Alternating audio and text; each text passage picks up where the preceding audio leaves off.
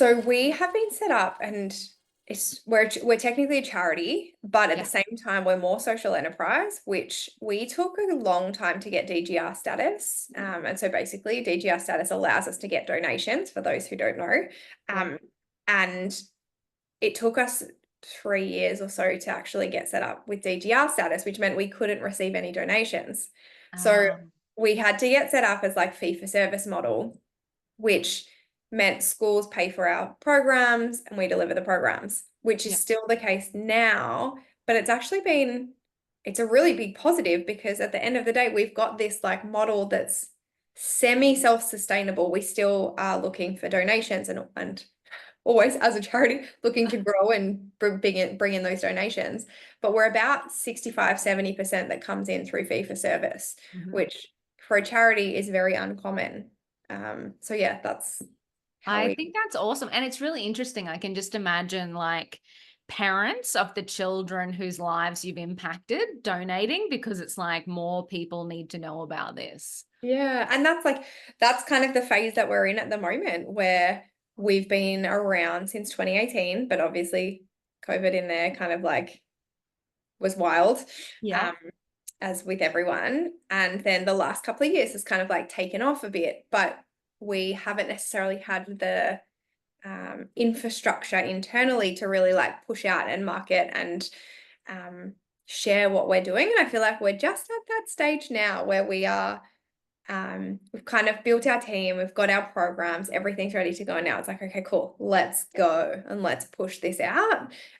So I feel like we're in a phase of real growth and hoping to bring people into the circle more and bring Yeah. people into the journey so that, yeah, whether it be parents or whether it be educators or whether it be just people who are really passionate about teenage girls or wanting to make a difference in mental health and really start to bring them into the loop. And so I feel like we're at a really exciting stage.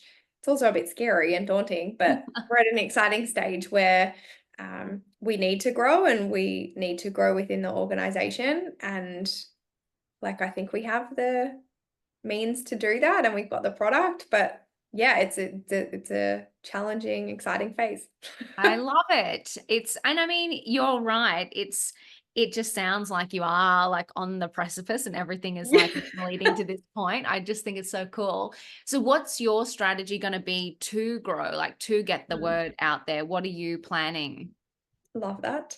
A few Everything. things. One, the first thing that we're doing, and I guess the biggest piece of our puzzle is the schools and being able to like reach out to more schools and um, put in a marketing kind of strategy, I guess, through how do we Mm, reach out to schools? A lot of that for us, we found has been through like, okay, we need to go to a conference and we need to have an opportunity to speak on behalf of mm, teenage girls and share in order for people to really hear about us. So a lot of our growth has been pretty much word of mouth until now. And now we're at the point of being like, okay, cool, that needs to change, yep. which is great. And then the other piece is this like advocacy piece that we have and the opportunity we have to really platform the voices of teenage girls and really start to share. We're hosting our first ever, well, I say first ever event because we've done like little ones, but this is like our first ever big event that we're hosting next Thursday night, which is, I don't know when the podcast is coming out, but I have no idea either. next week, Cool. next Thursday night, Yeah. 10th of October to celebrate International Day of the Girl. And Cool.